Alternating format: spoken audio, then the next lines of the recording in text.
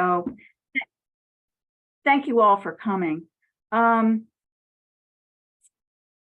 we'll hear from 4 Pollinator Pathway leaders who really have done a magnificent job launching their initiatives in their particular areas of the country. They're proud of what they've done, and they're going to talk about what they've brought forth, but they most likely have hit some bumps along the way and done things that they admit they don't want to have a repetition of. So we'll hear both sides of the picture. And first, some directions. We're going to have hopefully a robust Q&A session at the end. And if there's time, maybe someone else has a story that they want to share. That's a possibility too. So please enter your questions as you think of them and as our presenters are talking into the chat. We will kind of compile them, and then after the 4th of our 4 speakers finishes up, we'll announce the questions and call out whoever's question it is, and invite them if they want to turn on their audio and turn on their video and join the conversation that way. So let's get started. I'm going to let each of the speakers talk a little bit about themselves in depth, but just as an introduction, I'll have a little short bio to give you. The first person that we're going to hear from is Michelle Detweiler. And Michelle has worked in 2 towns in southeastern Pennsylvania, Lower Marion and Narberth. And being kind of a Philly girl myself, I always I'm really so excited that the Pollinator Pathway has gotten down to the Philadelphia suburbs. She is a native plant designer and a naturalist. And Michelle, welcome. Look forward to hearing from you. Thank you so much, Donna. I'm so glad to be here and be inspired by all the others here and their stories as well. Like you say, we are in part of the northern Piedmont ecoregion in the eastern temperate forest. To give you a sense of where we are, we get about 42 inches of rain a year, and we're in zone 7B. And like Donna mentioned, we are a suburb of the big city of Philadelphia. So this I consider one of our main successes. This is a public native garden at our local library. Before we redid the front landscaping, it looked like this. It was sort of mowed liriope and non-native turf grasses. So we put together a group of local volunteers, including the head librarian that you see there in her red cap. We did a native garden, and now it looks like this. This all happened during COVID. There's our milkweed for the monarchs in the middle there. This is in summer what it looks like. This is what it looks like in the fall, those beautiful native asters, and then right now. And it doubles as a monarch way station, and we find that the double signage, appeals to different people and is a great educational tool for the children's librarian who brings the children out when she reads to them to learn from the garden, and is also, of course, educational for the residents that are walking by to either visit the library or the nearby sports fields. So this is a map of our area, and when we talk about the pathway, we talk about connecting existing big green spaces, so that's what those arrows are, with the goal of connecting all of our spaces, of course, through time. And we have 175 public and private properties on our pathway right now.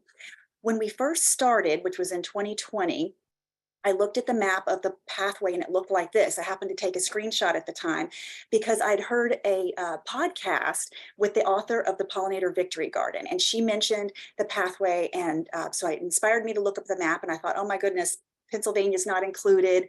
Let me contact them and see if we can participate. And I know that's happened with so many of us as we hear about it through word of mouth. So that the map looks like this now. Here we are here. And so we're so happy to be helping to connect those wonderful gardens in New York and Connecticut along the eastern seaboard down to Washington, Baltimore and Washington, D.C. And of course, that's our interest, is to participate in helping wildlife across political boundaries. We consider a lot of our successes to do with the partnerships that we've created with local organizations, which I'm sure is common in the pathway, but our local conservancy is hosting the program for us. They sell the pathway signs and then they use their listserv to get out the message. We also partner with local garden clubs, a very progressive one in our area that does a lot of ecological landscape programs, civic associations, and friends groups for local parks. The Conservancy helps host public education through webinars, and I want to summarize a little bit about what we talk about just for compare and contrast for you all. And the program has really grown quite passively. So a major lesson learned for us is this has been a very easy program because despite our limited time, it's grown naturally just through word of mouth. We do have goals to create, more in-person community and to steward public projects together and just to continue to maintain the introduction of new gardens. This is one of the gardens that was on a pathway tour this summer. The Area Garden Club helped to include a lot of the Pollinator Pathway gardens on its summer tour. And then this is one of the webinars that we did this spring where we encourage the planting of native plants, and we talk about a lot of the issues around that. So I always like to show historical photos of our area to remind people that this was once forest. We live in a remnant oak hickory forest here, but it was cleared for agriculture, as you can see on the left-hand side, and transportation, railroads and roadways, and of course, big private and public developments. So there's a real need to return habitat, which we can do by returning the plants, which is the bottom level of this big biomass pyramid. And we're missing a lot of plants in the landscape, particularly native plants that support the entire rest of the food web. So we're trying to boost those plants. I always mention our really important pollinators, including our native bee species. We have hundreds of those, and our native moth species, which are also very important pollinators. And this is new information for a lot of people, not for you all, but people that are joining the pathway. And of course, the diversity of pollinators out there, including our flies and wasps, including the specialists that really depend on particular species, the leaves of particular species, and the bees that prefer certain pollen species. And so I like to list priority plants for those specialists, both bees and the lepidopteran caterpillars of the butterflies and moths for our area, in case that helps jumpstart the plant list for people locally. The goal, of course, is to support habitat for pollinators with all those wonderful spillover effects for the food chain and the watershed and the climate and so forth. So we emphasize native planting, removing invasive species over time. It's very difficult in our area. We have a very temperate climate, so with a lot of invasive species. We emphasize avoiding pesticides and then leaving winter habitat. So we're providing for all the life stages of the pollinators that we're supporting in our gardens. We do have a sign up for our pathway that goes to a shared Google sheet, although I think that's probably a topic for conversation in terms of how people sign up, because of course you can go through the national website, which is probably the way that we should be doing that. So our local conservancy hosts a page about the pathway on their website, and it shows the map. It has links to the webinars that we've done so people can reference those, and it has a place to order the signs, which we purchase from the national group and then send out to people as they sign up for the pathway if they would like them. I also always like to include tips on how to convert lawn, since that's a somewhat easy way to go. This is an example that we emphasize, which is very sustainable. The homeowner himself flipped this sod over in the fall, piled lots of leaves on top, and let it decompose in place until spring when it was planted as a garden. And that way you don't have to haul away the sod and so forth. We also show examples of removing grass with sod cutting, and of course all the other ways that you can do lawn conversions, including smothering with arborist wood chips and so forth. These are just amazing people over the last 100 years that have inspired us to continue to do more in terms of natural landscaping. The early female botanists who said, hey, let's return the beautiful native plants to our houses. How beautiful can that be? Lady Bird Johnson, who reminds us how beautiful wildflowers are regardless of where you are and how they add that sense of place and beauty. Landscape architects like Daryl Morrison, who've encouraged natural landscaping. And of course, Doug Tallamy, who's inspired us all by saying, hey, it really matters what plants you put back. Insects depend on certain plants. I also like to emphasize looking at natural plant communities for inspiration in the built landscape when we're returning plants. So on the right-hand side, you see a meadow, which consists of native grasses and those flowering forbs that come up at different times of year. And then on the left-hand side is an example of a quite harsh environment in the built environment at a local elementary school, where we've incorporated native plantings that look similar to the meadow. And they can take the heat and they can take some of the salt on the sidewalks, unfortunately, and so forth. So there's a grass there with a native sunflower and then the purple mist flower at the bottom. This is a garden on the pathway, a residence garden, and this is what it looks like in the fall with those beautiful blooming asters and the goldenrods. And then I can't get a picture. I always like to show what these same landscapes look like in winter. And so this is that very same landscape. Oh, We're trying to encourage people to leave the seed heads and to leave the stems for the stem nesting bees and for cover for the microbes and the wildlife that are in the soil beneath. So this might be different for some people, but it's beautiful and it's textural and it has movement and structure for winter. This is a before and after picture of a resident landscape, just to emphasize the beauty of our native plantings in fall, our wonderful spice bush and our sumac, along with those wonderful asters, and the concept of leaving those leaves and what, really a conservation landscape can look like in terms of flipping that cultural lens that we're used to. And so then I'll just finish up with a few pictures of other pollinator pathway gardens in our area. This is a traffic island that I take care of, what it looks like in summer, and that same traffic island in the fall. This is a train station garden that doubles as a monarch way station. So as people are heading to the train, they're seeing this garden and hopefully absorbing the message there. This is the entry garden to a local dog park that's was designed as a wildlife and respite garden, but also is on the Pollinator Pathway. This is a church courtyard that was converted with native plantings in the center and along the edge there. And this is a local cemetery, which is one of our largest green spaces. This is their natural burial area that they plant with all native plantings. And they were very interested in being on the pathway to demonstrate their commitment to environmental values and their role in ecological landscape practices in our area, avoiding pesticides and so forth. So these are some of the volunteers and the people that are on our pathway. And as Donna mentioned, while we're part of the problem, we're also so much part of the solution. And so the return over and over to the landscape, both in planting and stewardship, are what give us all hope and that sense of community and excitement about being part of the Pollinator Pathway and knowing that so many other people around the country and the world are working on the same thing. So I'm really excited to be here tonight, and I will turn it back to Donna so that we can learn more from others and hear more stories. Thank you. Thank you. It's just remarkable how much has happened in your community. So I'm really, really impressed. It's great. Thank you, Michelle. Thank you. Next, we're going to hear from Carol Alper. And Carol is the chair of the Pollinator Pathway Cape Cod. So she's coastal Massachusetts, a different environment, a master gardener, and admitted to us when we met beforehand that, like everybody, she feels she's learning as she goes. She's moving along the learning curve. So Carol, let me hand it over to you, and we'll tell us a little bit about yourself, and we'll go from there. Okay. Can you see my screen?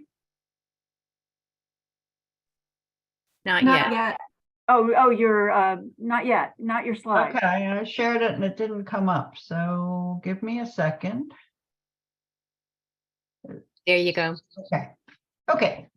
Thank you, Donna. I'm sorry I couldn't bring that up quite quickly. Cape Cod, we stick out into the Atlantic Ocean. We're connected to the mainland by 2 bridges, and we are a zone 6 to 7B. The area closest to the bridges is colder, and it gets warmer as you go out into the more narrow areas.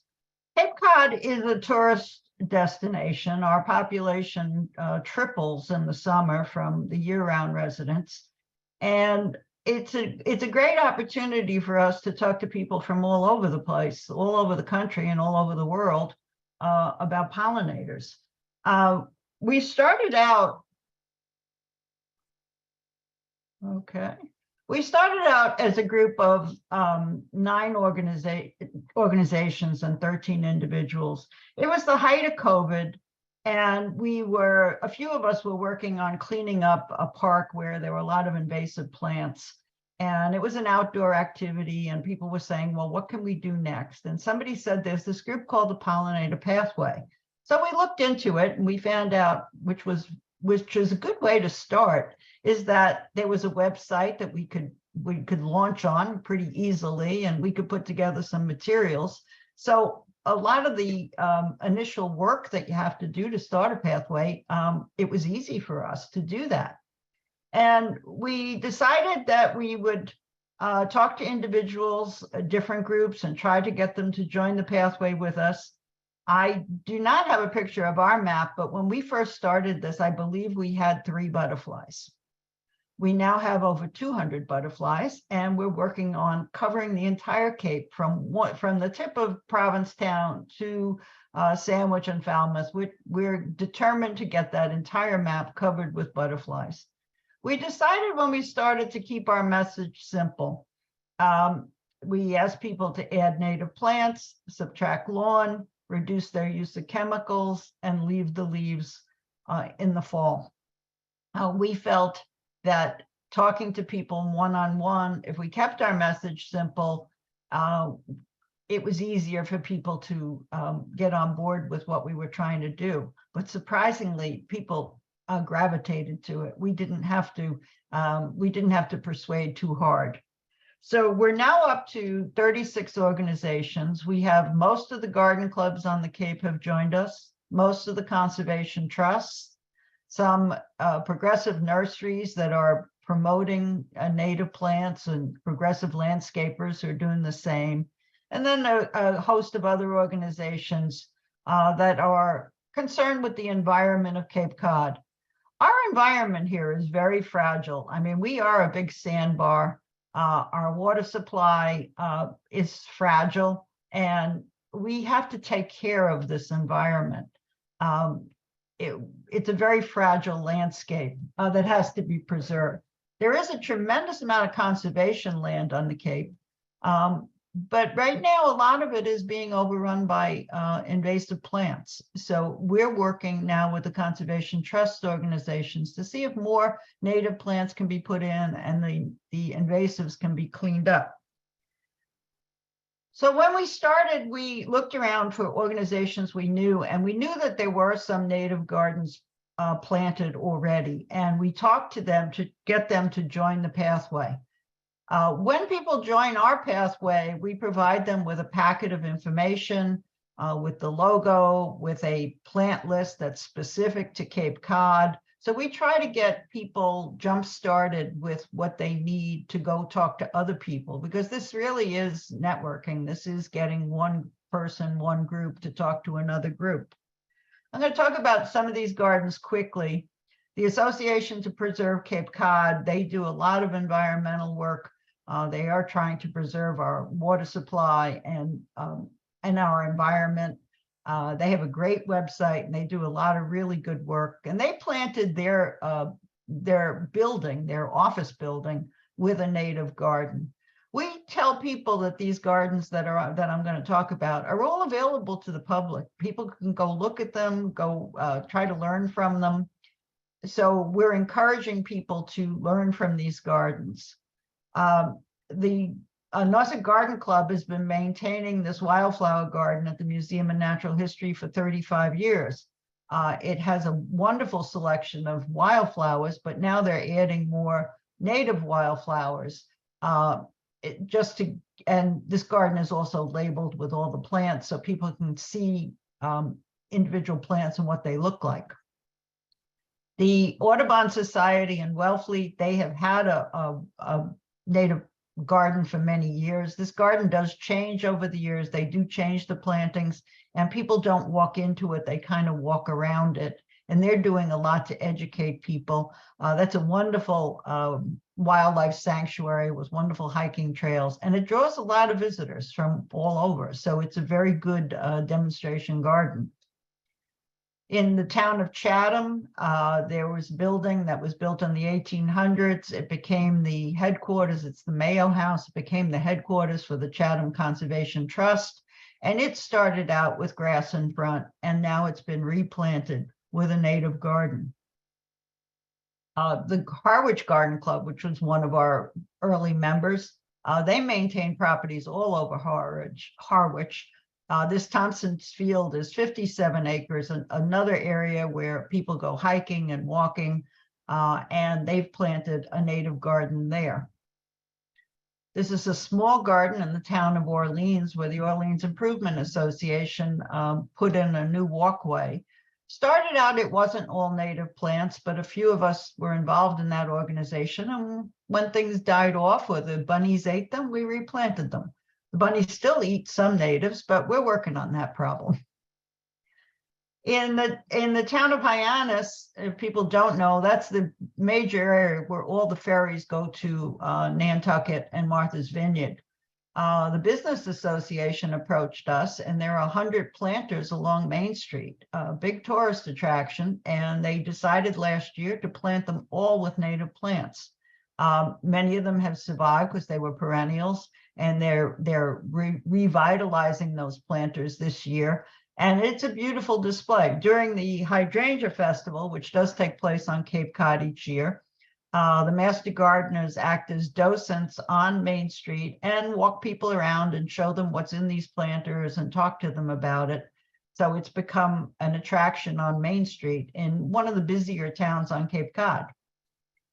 And there are 4 new gardens that we've been talking to people about, and you can see these are in their very, very early stages, but these are also participating members. The Nauset Garden Club, the Master Gardeners, and the Orleans Improvement Association did a project. The Wellfleet Garden Club did a project on their Rhode Islands. The Sandwich Garden Club got a grant and has planted the visitor center, again, attracting tourists in the town of Sandwich with a new native garden. And the Orleans Conservation Trust is on one of the main highways, Route 28, and they replanted their front entrance with a new garden. As you can see, these are all in their very early stages. Hope to show pictures next year when they're more grown in. So what have we accomplished? We were what we were trying to do was talk to organizations and get organizations to join with us, share information. We do put out a newsletter.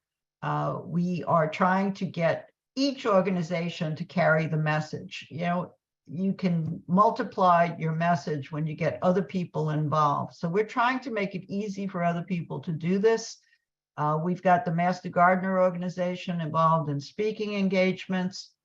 We did get a non-binding resolution in the town of Orleans where they committed to plant all future plantings with native plants. We've shared that with these other organizations. Now the town of Sandwich is trying to do a similar thing. We're speaking at various places. We're participating in events. We're going to farmers markets. We're setting up tables at things. And we're just a bunch of people. It's just trying to multiply the effect of getting Cape Cod covered with thousands of butterflies. And with that, I'll turn it back to Donna. Thank you, Carol. It just shows the power of groups that can come together and work together, and you're going to have Cape Cod covered with butterflies.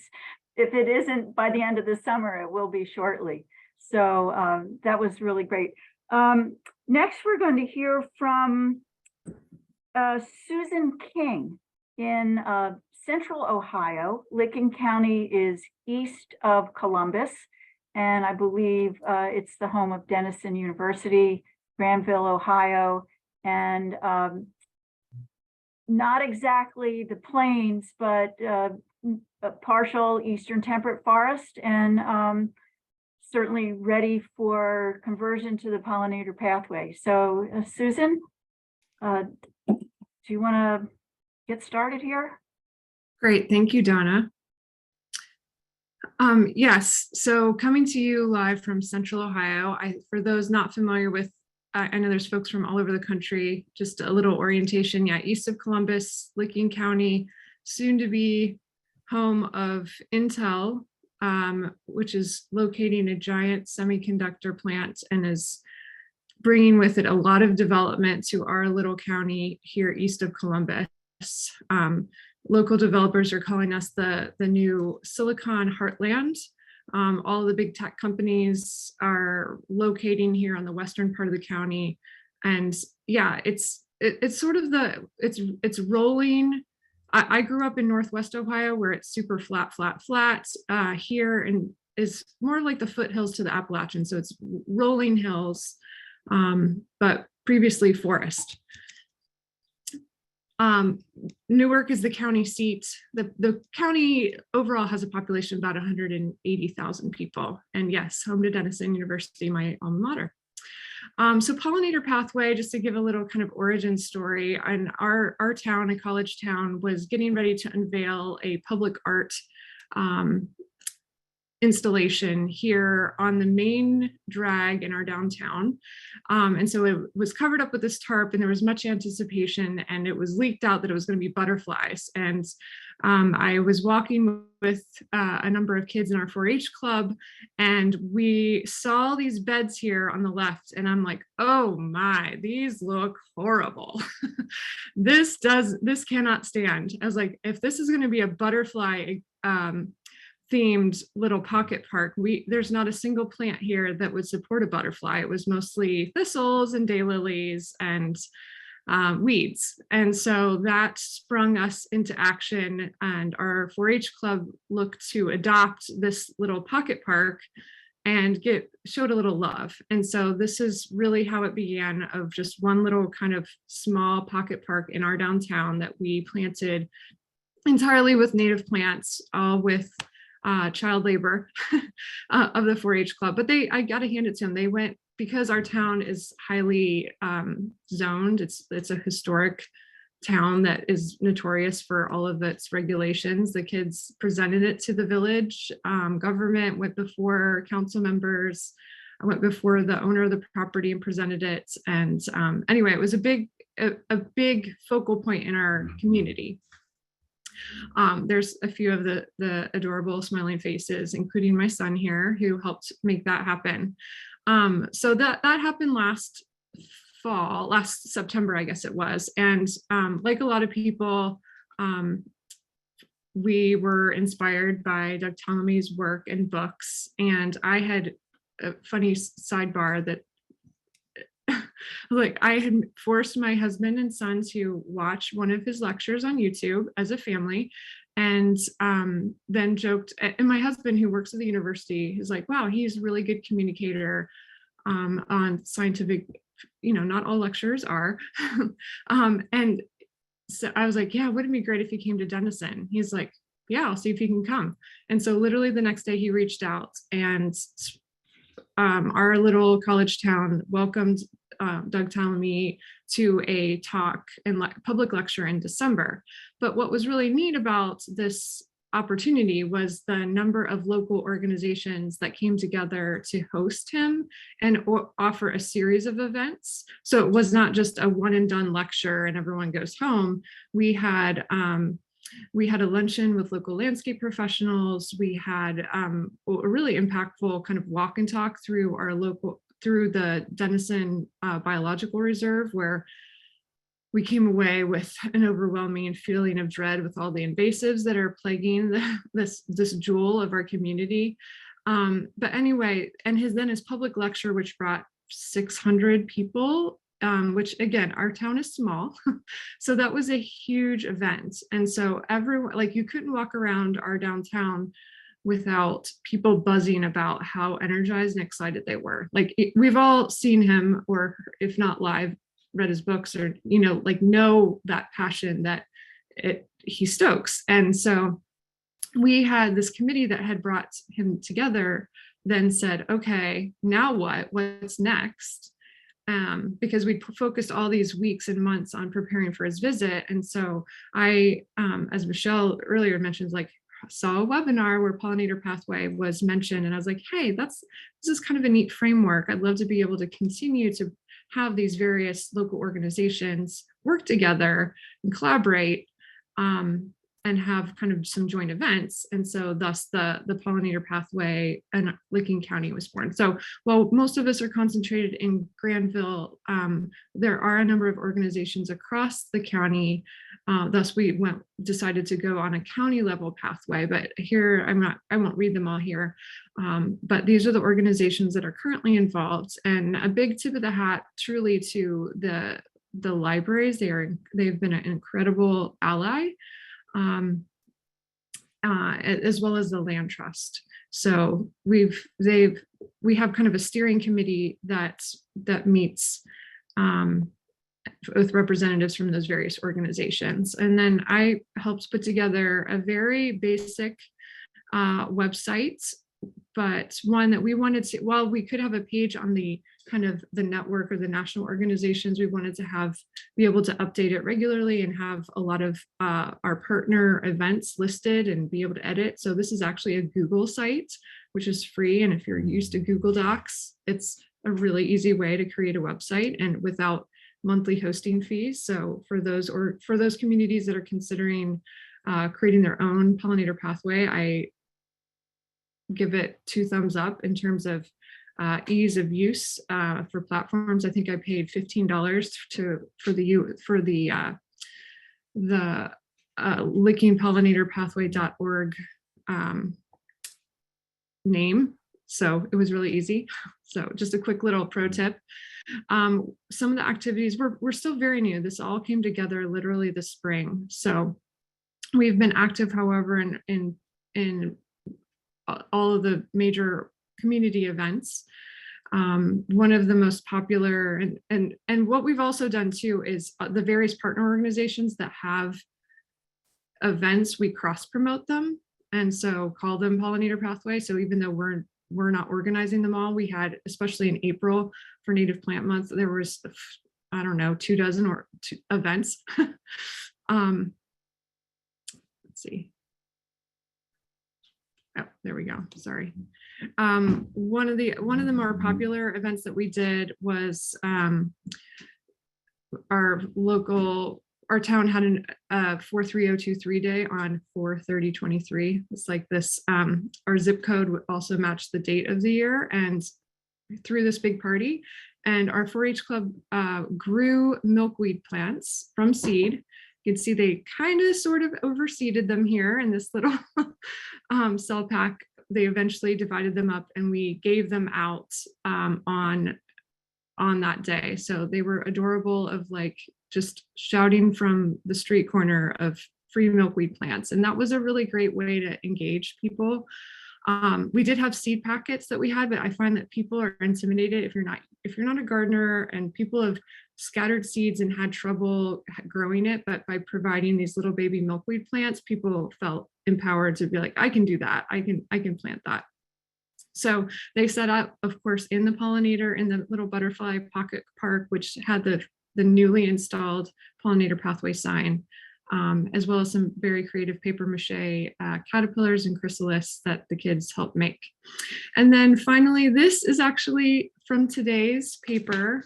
And here's the like old school actual paper copy. We were featured just a few weeks ago. We planted a new Pollinator Pathway garden at our local library, and the adjacent Robbins Hunter Museum had a small bed there, but our 4-H club planted there and was photographed, and it just hit the papers today for Pollinator Week. So anyway, we're still very new, but what's really exciting is that from the little garden that we started, it's really starting to spread, and multiple other churches on the street I just learned of one today that is going to be doing a pollinator garden. So we're just thrilled to be part of a larger network and something so positive, and that people are like literally raising their hands saying like, how can I help? And so it's been a really rewarding and impactful few months for us. So thanks for letting us share a little bit and letting me brag, especially my cutie little son here, who was featured on the front page, which he was pretty excited about. Fantastic. I mean, it is contagious.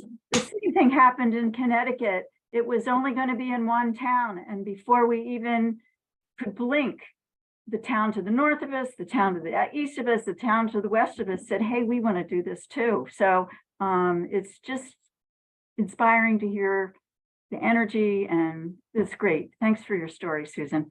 And next, we're going to go all the way out to the West Coast and hear from Barb Rumer in Bend, Oregon.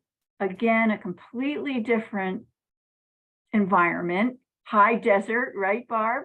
And I'm sure you're going to have some of the same stories of inspiration and contagion and community building, but maybe a little bit different plant palette, I'm guessing, than the rest of us. So just look forward to hearing. Okay, so yes, we are. Bend is high desert. It's Eastern Oregon, 4,000 feet elevation gain, and 12 inches of rain a year average. So way different habitat than everybody else is used to, but a very special biome for pollinator plants. And so part of my talk is a little bit about what we've done. Part of it is the organizational changes over the last couple of years, because if you're all listening and you want to do things, then you know, there's always organizational challenges. So I'm screen sharing, right? Is that working? Yep, we see you. We see your screen. Okay. Okay. So so yes, we're in Bend, Oregon. Yes, we do use the Pollinator Pathway butterfly from National. And yes, we have a couple of places in town that sell it. And our mission is to, which we worked on, is to create and connect pesticide-free habitat for imperiled native pollinators. And our founder, who was Basie Klopp, so hi Basie if you're listening, was 3 years ago incensed, like many of you are, about the pollinator decline, but instead of being negative, she wanted to do something positive. And for her, it was the urgency not to create a immediate organization. The urgency was to put plants in the ground to help imperil pollinators. But she did use the pollinator pathway model to guide and be time effective. And the support from others coalesced because she ended up channeling a huge desire to help. And even in the first year, she got 1,000 plants in a free plant giveaway. So she advocated to cities and parks where public gardens could be planted and seen by others as demonstration gardens. And she followed the principle of use other people's money. So for all of you who understand that, I think. Then in 2022, Basie had to move to San Diego area. So instead of letting her program vanish, a small group of us decided not to let the momentum of pollinators go away, but we formed an informal group to continue. It was basically a steering committee with ad hoc. But then as we grew over the last year, we took her general principles, but then organizationally developed a strategic plan, finally did the paperwork for our current nonprofit, so we could actually have a bank account, go figure, and apply for grants. So our major strategic plan, see if this fits any of you, is to strategic plans are more plants in the ground, become a resource for education and information, grow our involvement with others, but also put a business plan and organizational structure into place. So as such, yes, our success has been in partnering with others, partnering for plant locations, partnering for funding, partnering for outreach. And so plant locations, we partnered with Parks and Rec District and City of Bend for public plant locations, 6 different demonstration gardens. We partnered with the Water Conservation Department to plant native, which is city, to plant natives in the street parkways. And where before it was just sod, we partnered with the County Soil and Water Conservation District because they get grants, they got the money, and then we did the planting. So that was very efficient. Instrumental in our success was the help of Pollinator Pathway Northeast. So Pollinator Pathway was doing what Basie was passionate about, and Donna let us help use their support network, name, logo, grant information, brochures. So we didn't have to do that. We could hit the ground running. And recently, Donna helped with generous information on their experience in getting formally set up fiscal sponsorship and applying for 501. So all of that takes time, and us working together is invaluable. We maintain partnerships in 6 different public pollinator gardens. And one thing we did was we have a specific volunteer garden steward to manage each of those gardens, to communicate with the board. And this was a new plan just to help organize workload. We approach schools to give them technical support for school pollinator gardens and point them to organizations for grant. So again, we're trying to be the technical person, not always just the digging in the dirt person. And currently we will be a technical advisor for a pollinator garden at an upcoming new affordable housing project. So, lots of things happening. So yes, partnering, use other people's money. And this was a brilliant strategy, which we adopted. So Bend Waterwise program, the city is very big into teaching people to save water, do drip, tear out sod, all those things, and as such, they matched $4,500 to a total of $9,000. So we could buy 2,000, and the other part was a donation from a local native plant nursery.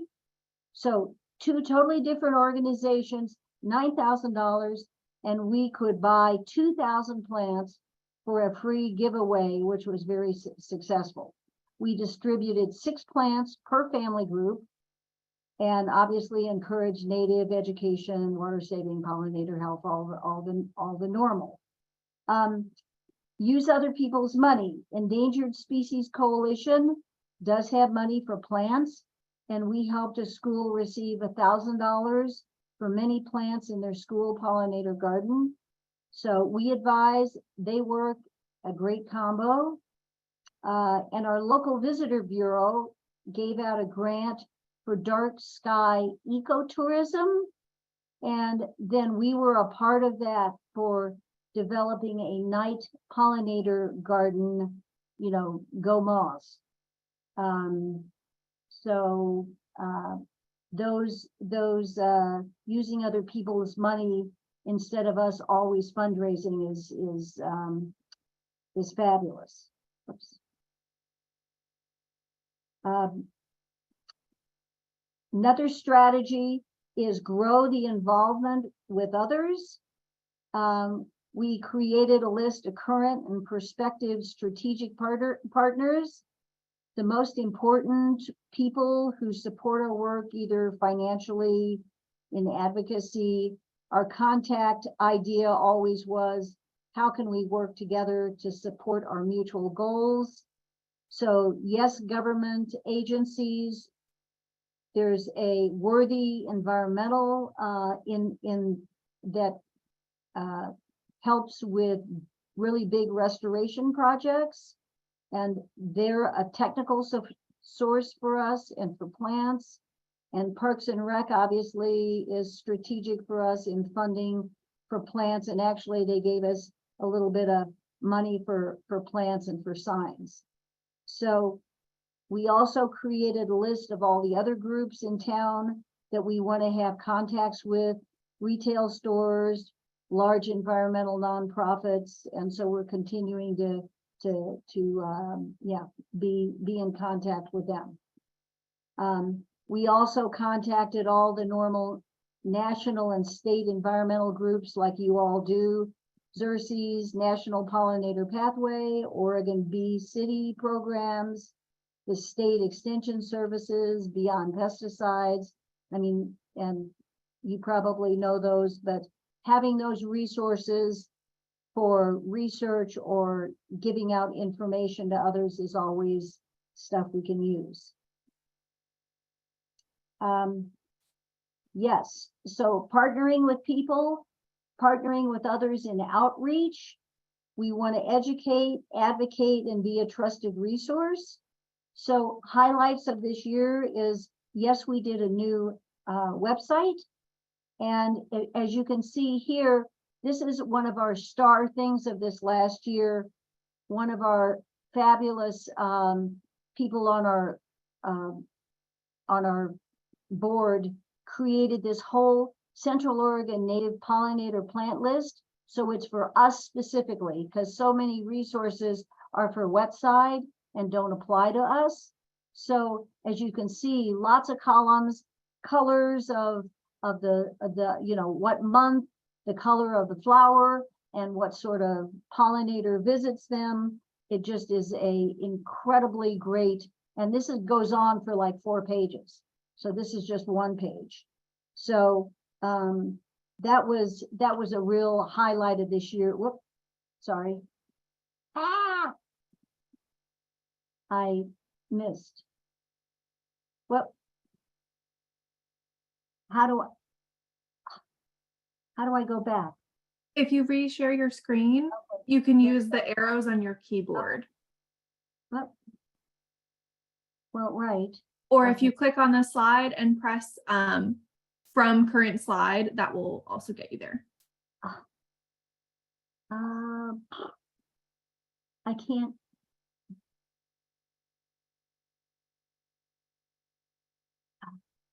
You can do play from beginning, or you can go to the left column and pick Yeah, the just a slide. minute. I'll just there you go. There you go. Okay, I'll have to mess with that.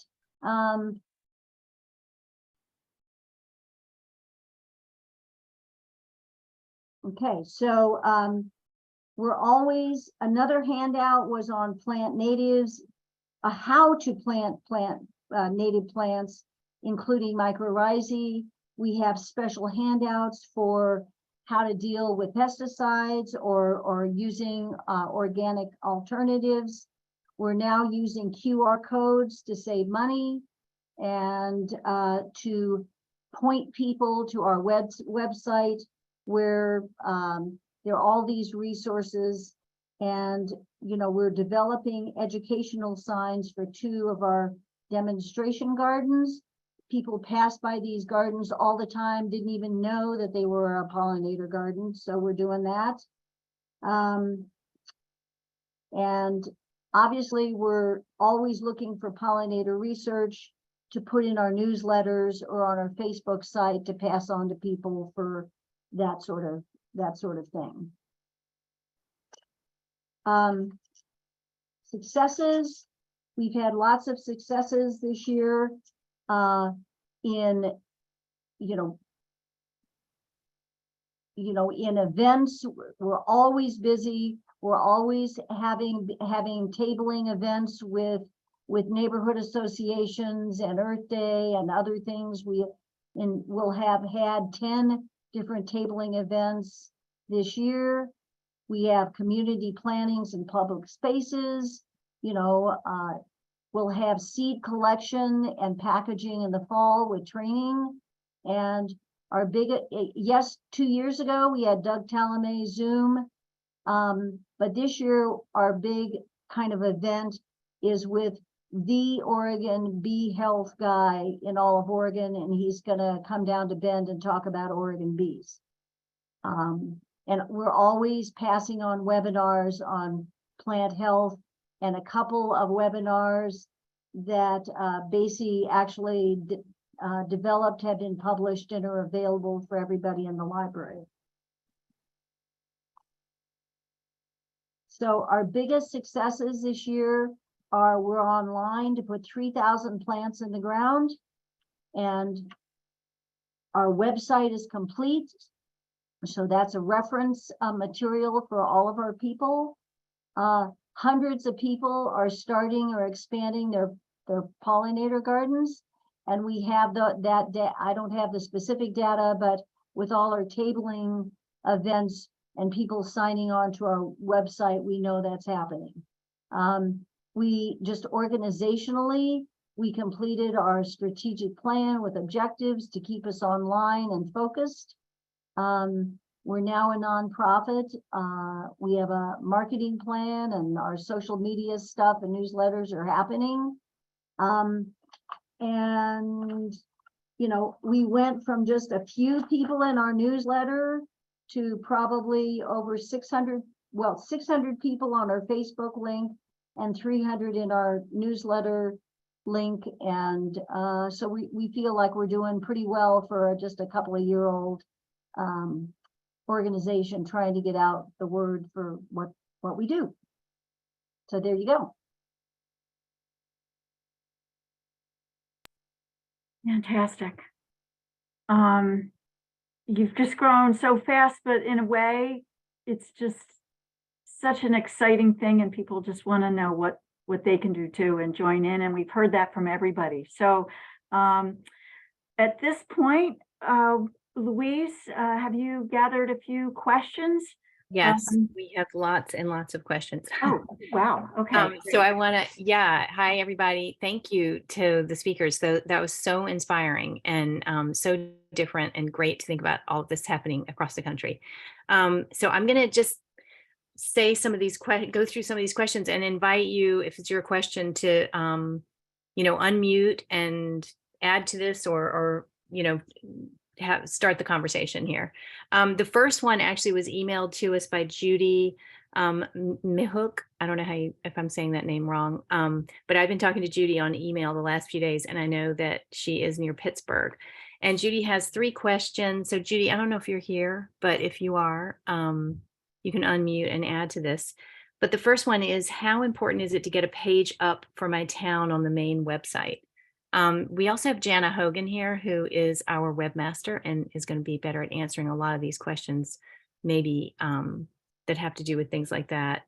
So I invite you, Jana, to add to this. But I just asked the panelists how important you think having a web page is. I don't know if any of you guys have thoughts on that, Susan or Carol or. Well, Or we're using what you provided, but now I'm seeing other people have started other web pages. Maybe it's something that needs to be discussed, but I mean, we've been happy with what we've had.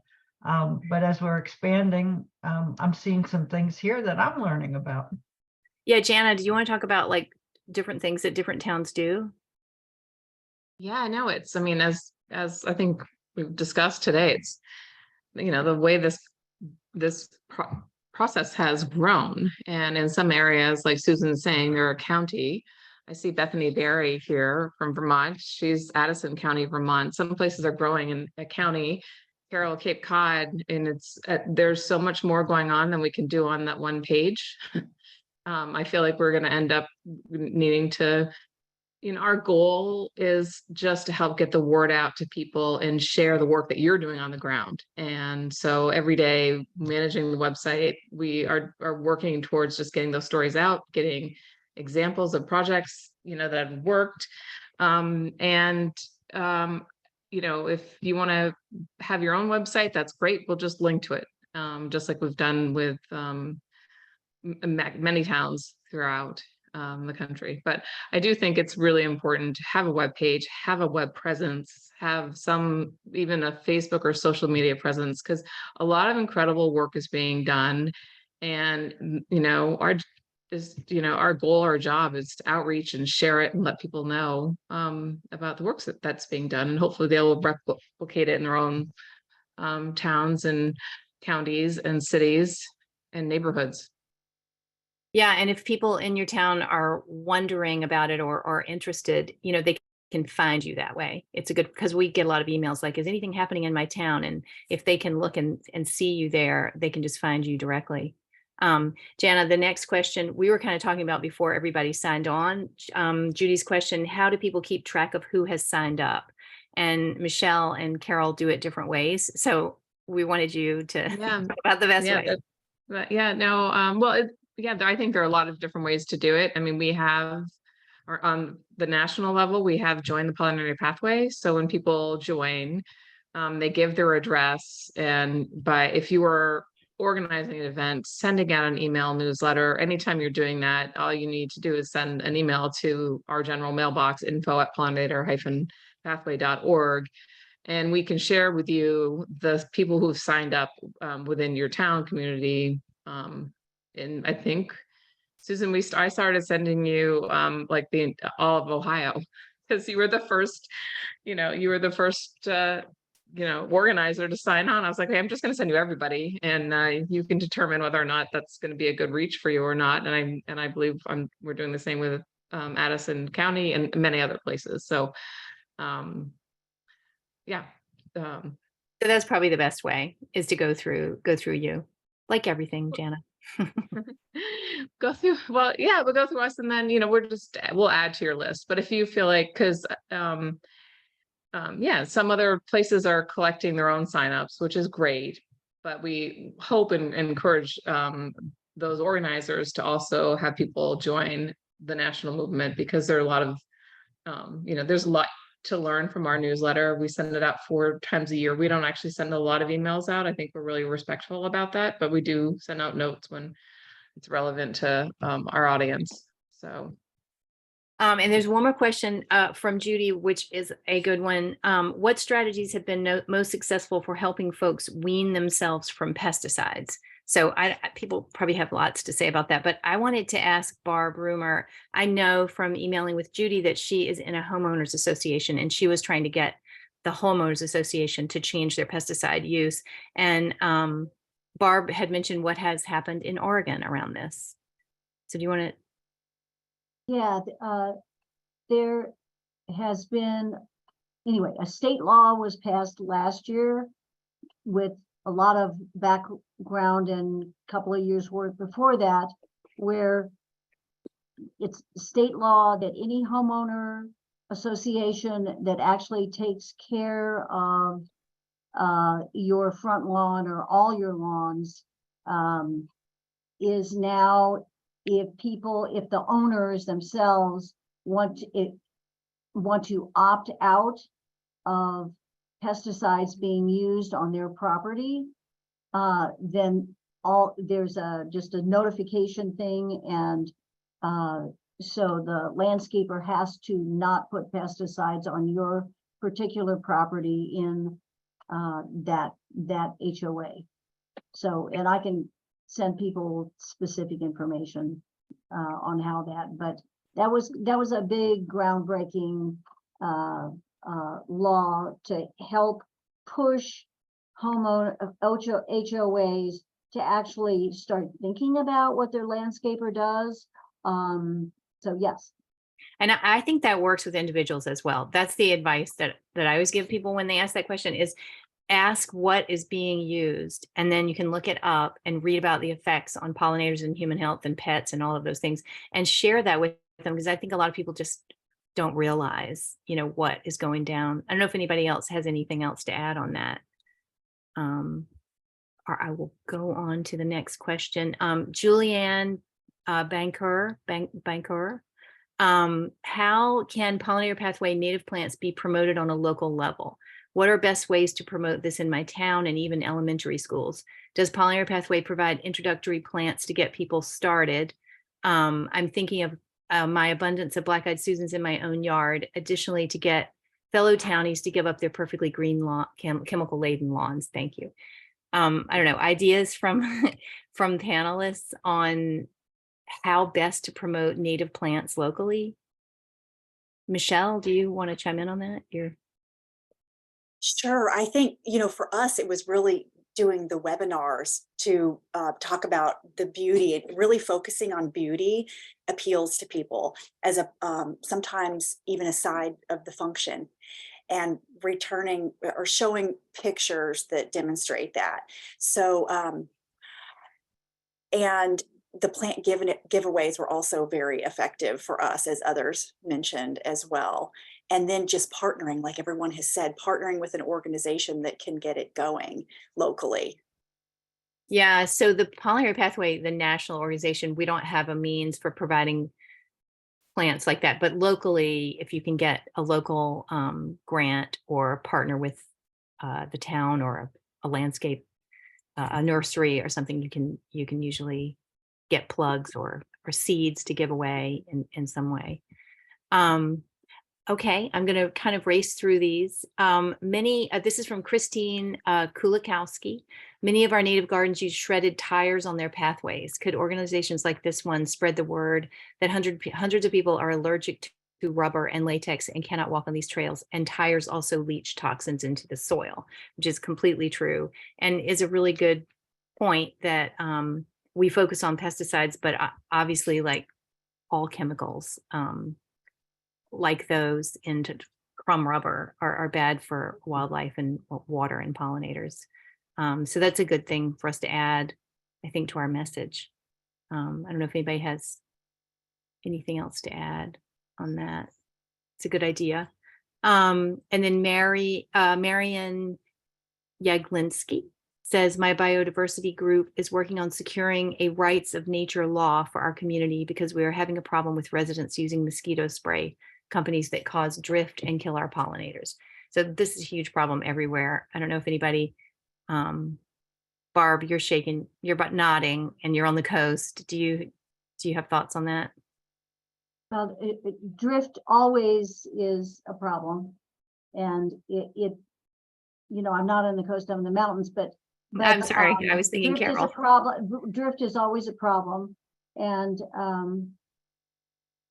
one thing that I try to do is, and several communities, several big cities in Oregon have done this, is the city actually passed a resolution that the city would not use neonicotinoids. And so that would be an advocacy thing to consider. So if the city or the Parks and Rec is not using neonicotinoids, and you can either get them to say that, and or you can get them to pass a resolution, then that just gives impetus that it's not the thing to do. Yeah, we did that in the city that I live in, Norwalk, Connecticut. Stamford, Connecticut also has passed a no pesticides ordinance on municipal property, as in hopes of like leading the way for the public. Yeah, it is a huge problem. And I've seen signs from somewhere on the Pollinator Pathway that says that were these big signs that said spraying for mosquitoes kills pollinators. So I think that's just, more education that's needed. A lot of great works and very inspiring comments here. What's the best approach to convince town officials to create a pollinator policy of planting natives? Does anybody have success with convincing their town that they want to share? Well, Yeah. on Cape Cod, we went to one town. We had it was a non-binding resolution because we got pushback if it was binding. So we gave them a little bit of an out, but they basically agreed to consider native plantings for all future plantings in the town. We can share that with anybody who wants to. I mean, we have a copy of it. Other towns have picked up on it. A binding resolution would be stronger and more effective, but sometimes you have to take baby steps to get people to get on board with a program. Yeah, I don't know if Holly Cosette is on here tonight. Holly, if you're there, you could unmute. Holly passed an amazing native plant ordinance in Newtown, Connecticut, or helped pass. And that is on our website. I really recommend checking out the ordinance and resolutions page on the Pollinator Pathway website, because you can see what all these different towns have done along these lines locally. And then in the same breath, if you have an ordinance like that you've passed, Carol, or a resolution, send it to us so we can post it so people can, see it and pick one that might work for their town. More questions here for you, Carol. Cape Cod, I'm wondering, this is from Lisa Summers. I'm wondering what impact this has had on individual homeowners. Are you seeing lawns being given up? Also, what was the leadership structure when you started this? Was there a committee that made overtures to the organizations? There is a steering committee of about 13 people representing various organizations. I'd love to say we're seeing a reduction in lawns, but individuals are doing it. We still have a lot of summer residents who come here and they have their properties maintained and they have big, beautiful lawns. It's an education process. You have to work with people and get them to understand why those big, beautiful lawns aren't such big, beautiful lawns. But I know of homeowners that are reducing their lawn size. We know of several examples of that, but it's not happening fast enough. Yeah, there is a comment from Marie Chiappo. She says, I'm a native plant designer on Cape Cod, and yes, I could make a living solely sheet mulching ramboard on lawns covered with 3 inches of leaf mulch. Homeowners' properties, huge demand for lawn reduction. So hooray, that's fantastic. And then there's another question, Becky, Cape Cod planter. This is from Becky Collins. Carol, this is from Becky Collins. It was beautiful. Do you, Carol, have a list of the plants in the container? It flashed too quickly. Do you have something we could share it with the group after? I think you're asking about the hyannis planters. Yeah. I don't have a list in front of me, but I think we can get a list of what was planted and post it on our website. Okay, yeah. There's there are 2 questions. 2 people want that list. So Nancy Geges also would like that. So we can actually send that out to everybody who registered if you just send it to one of us. Okay. Okay, Lisa Summers, I want to see this kind of project in my town. Are any of the speakers open to being contacted to discuss some details regarding strategy? If you are, you could just put your contact in the chat, maybe for Lisa. That would be great. And then Lisa, you can also just email us at info@pollinatorpathway.org and we can connect you to people for sure. And then let's see, Kristen Distante, one of our biggest challenges is getting our hands on native plants. Advice? Did anybody want to chime in on that? It is the challenge. Yes, Susan. I just in this area though, I feel like I've had good luck with the Eco 59 project. And I understand this is not everyone's in the 59 region, but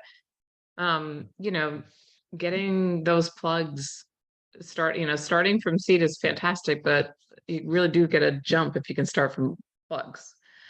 And I don't know. I feel like we've had some really good luck with that locally, getting some nice, not enough species, but some really great Eco 59 plugs. And that project came out of the need that the Pollinator Pathway was creating for native plants. So we got together with local organic farm association and created a new resource. But Susan, I thought, were you going to add to that?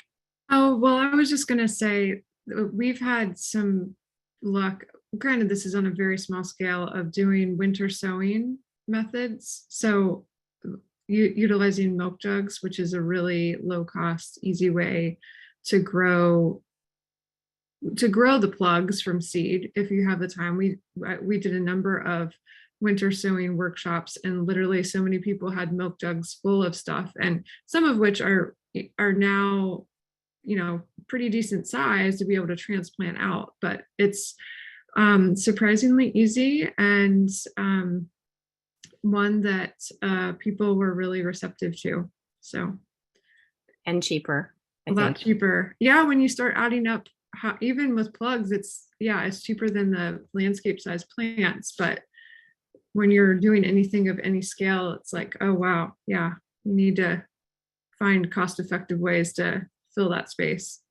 And some groups that are doing this work have done nurseries, have done plant sales as a way to both fill that need and also make some money. So especially for trees and shrubs, that can be a possibility if you are brave enough.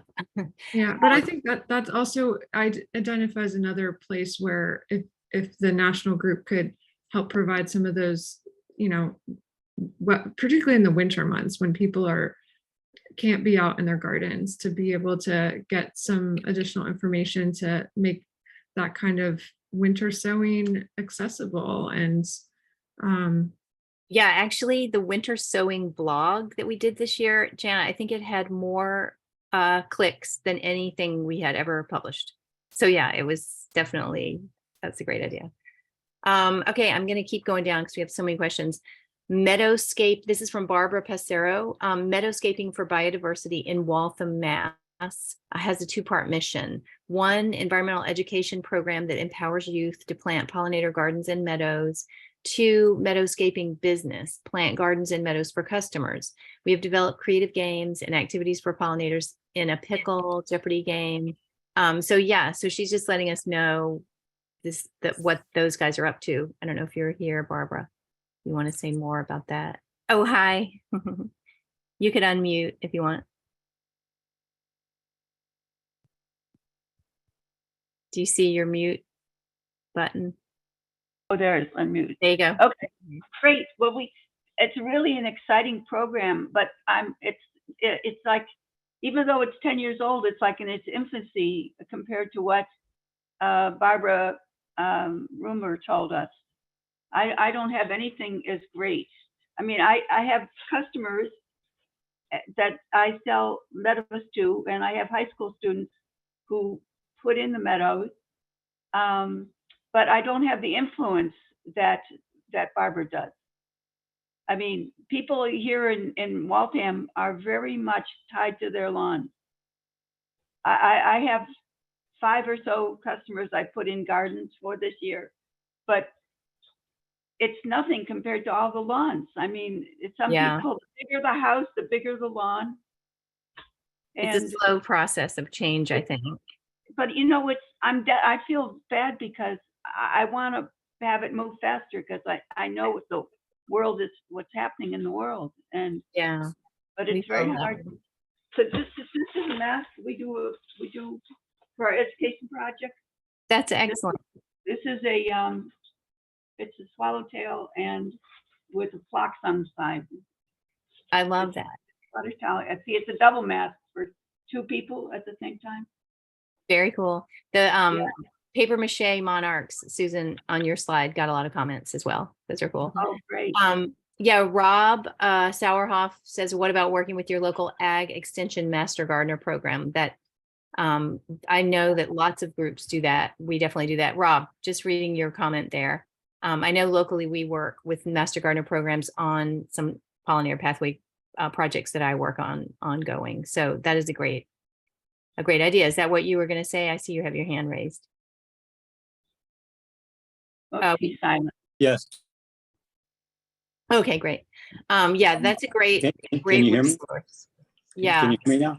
Mhm. Yeah, I just finished the Master Gardener program, and I did a lot of investigation about pollinator pathway stuff. My property is on the pollinator pathway, but and looking through things, the state of Connecticut, as well as Massachusetts and many other states, have huge amounts, as well as the ag extension programs in most of the land grant universities have amazing amounts of information about pollinator pathway, native plantings, things like that. Oregon has a fantastic native, a master gardener program that focuses on native plants as well. So, the information is there. It's just a matter of having the initiative to go find it and look for it. It's really quite incredible how much information really is already out there.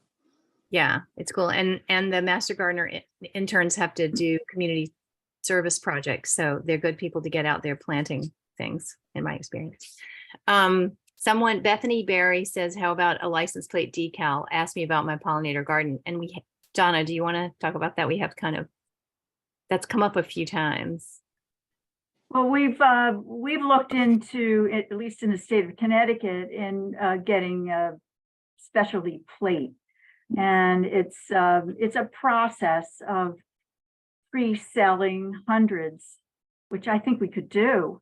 And then the state will then pick that up and say, okay, obviously there's an interest, and we'll start manufacturing them. As far as a decal, I don't really know about a decal, but I think that's a really intriguing idea. I mean, we've got our purple butterfly, and that's the signal across the country of the pollinator pathway. So just seeing that, driving around on the roads, might be really something we could do.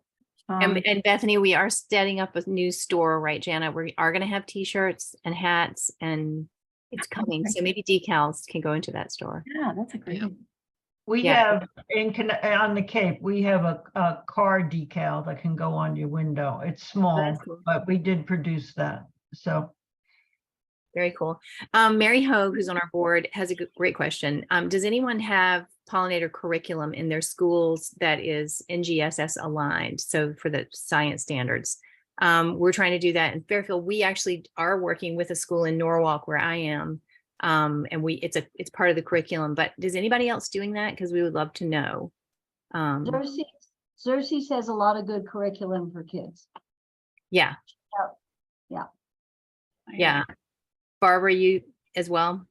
I have a 12 chapter curriculum that's coordinated with the national standards.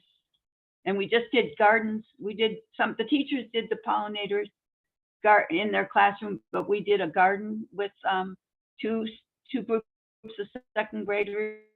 Well, two different schools with second graders. We built the pollinator curriculum. I got a grant, and from the CDQ Foundation, and we had hour sessions because the kids are busy in school, but they came down and flooded us, and we got the kids to dig plants and plant the plants. So that was really successful. The kids loved it. That's cool. Maybe we'll follow up with you, Barbara, because I think that's a resource we want to have on the website, is what school curriculum is out there. We're trying to collect that. So we'll ask you about that after. Good. And this is a good question from Tom King. How are folks thinking about climate change and the migration of natives to new areas? How to plan ahead for these changes?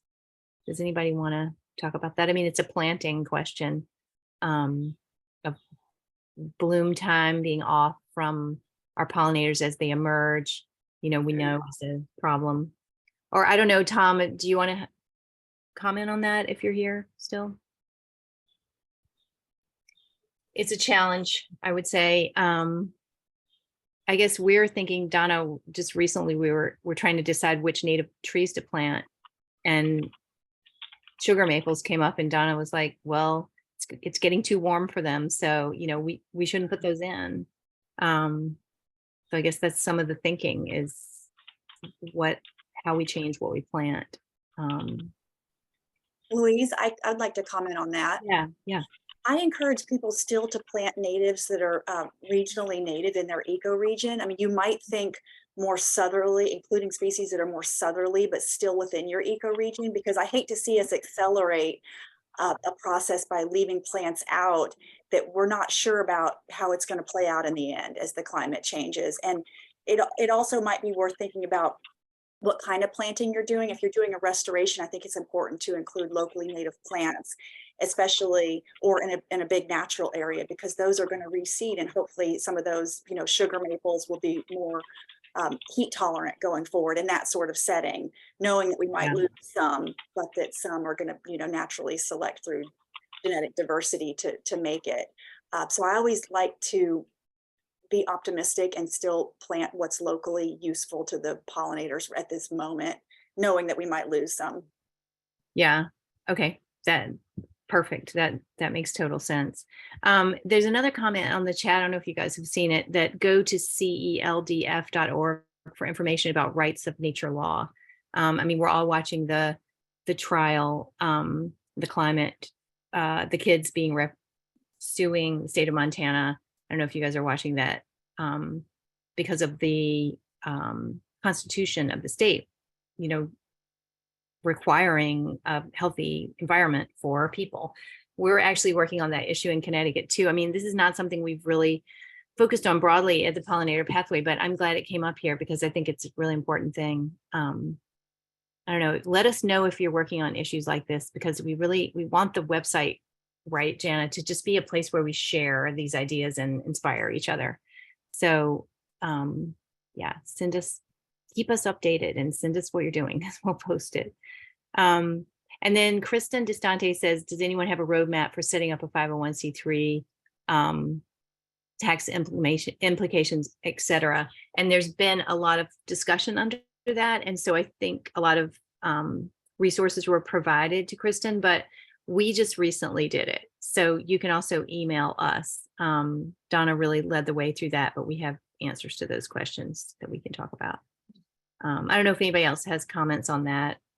It's not that hard. I mean, I guess it's different in different states, but it wasn't that hard. Susan, were you going to say? Well, I would also encourage people before, it's a lot of work, and there could be benefits by just partnering with one of the other organizations and request that they be a fiscal sponsor. That can be a great way to kind of also, you can, you know, write grants and they be your fiscal sponsor. And that may be a good way to kind of bridge that before going down the path of creating a separate 501c3, because it is a commitment and a lot of time, effort, and sometimes money to set those up. And so if it's really grassroots, sometimes that fiscal sponsor, if you are dealing with any types of quantity of money, that can be a nice alternative. Yeah, I think that's basically the model for most community pollinator pathways, most towns. And that is how the pollinator pathway itself got started, with a fiscal sponsor. What That is was you, Louise. that's another organization I'm in was a fiscal sponsor. What is sheet mulching? I don't know. Does anybody else want to answer that? Michelle, do you want to answer that? Sure, it's sort of a process. If you're going to convert lawn, for example, you mow it real short, lay down somebody mentioned ramboard earlier, like maybe an undyed cardboard or something like that, pile on compost or just a bunch of leaves, wet it down or let the rain wet it, and leave it over time so that you don't have to dig up the grass, that it sort of decomposes in place. And so it's an easy way to do it. I think an even better way to do it, if you can, is to lay down a very thick layer of arborist wood chips, because the wood chips allow the air, the oxygen, and the water better through, but keep the weeds from growing and effectively smother because they don't let the light through, than the cardboard. And so you're not affecting the microorganisms underneath as much, but you have to be willing to pile all those wood chips quite thickly, and possibly remove a few before planting through, or be open to the look of those wood chips going forward as they decompose when you plant right through them, if that makes sense. Yeah, thank you. Perfect. Jackie Algon, also on the national board, says for folks getting started, putting together pollinator packs of seedlings makes it easy for newbies to figure out what to put in their gardens. We've developed 6 packs for sun, part sun, and for shade, part shade, which are sold at their garden club plant sale for $20 a pack, and they sell out. So that's a good tip. And then we just have lots of thank yous. Okay, here's a question from Lisa Keim. How do you define what geographical area your local chapter will be? And that is just completely up to you, because we have neighborhoods within cities, we have whole counties. Sounds like Susan is in charge of all of Ohio, but really it's just the community that you feel connected to and that you have partners in that want to work together, right, Jana and Donna? Yeah. Yeah, villages, neighborhoods, towns, yeah, anything. Okay, can we post the Eco 59 link? Yes. Jamie, are you there? Can you do that, or Jana? I can get it. Absolutely. Yep. And then there's just like a lot of good stuff in the chat. The best map to start with that Ptolemy built is here if you want to check that out. Barbara Pesero, we have several gardens, and split the plants to sell along with plants from the Native Plant Trust. So yeah, these are ways to get plants to sell. Just ideas for people. Wild Seed Project offers great advice and seeds in Maine. Kristen Andres says reducing lawn is social change and it can happen. Yay. I think that's absolutely right. It is happening. It's all change is slow, right? Yeah, and someone adds, totally, just need to educate, find the financial benefit to losing the lawn. And that's true. All the money that is sunk into the way lawns are done. We're almost to the end here. I don't want to have us go on too long. We'd have a hard stop at 8, but Kristen says, I have a mini campaign going to talk with nursery managers and encouraging friends to do so, requesting natives every time I go so they start to recognize the need, demand. Absolutely. That's like the most important thing we can do. Like go into your local nursery and just ask, where are your native plants? They need to know that there's demand. And Lee Baldwin says, has anyone mentioned the pollination? And has a link here for purchasing smaller amounts of plugs, online ordering in small amounts. Also, if you're willing to purchase 32 and 50 count trays, you can purchase them from New Moon Nursery in New Jersey and North Creek Nursery in southeastern PA. They're wholesale only. So these are good tips here for where to get native plants. Okay, and Molly Jacobson, we'll do one more thing. Says the best way to mitigate climate effects is promoting connectivity between habitats and greater diversity of native species in those habitats to ensure enough resources and the ability for insects to find those resources, which is what the Pollinator Pathway is about, which I totally agree. Thank you, everybody. I don't want to, there's a few more things here, but I think we needed to stop at 8, and I really appreciate everybody's questions. And yeah, thank you. That was a great last comment to end on. I mean, we're doing it, and we should all just reach over and pat ourselves on the back because we're changing the world one backyard at a time. And who would have thought? But it is absolutely happening. And I went just as a final word, I stopped at a big garden center here in Connecticut, and I said, well, why aren't you carrying native plants? And she said, well, just wait. Next year is going to be a completely different story. We're switching everything over. So I think we've influenced people in it. We've been patient. It's taken time, but I think the whole thing's going to crack. So, and we did it. So thank you, everybody. This was a great hour and a half. And I'm just so happy you're on the pathway. Let's keep up the good work. thanks, everybody. Thanks. Bye-bye. Thank you to our speakers.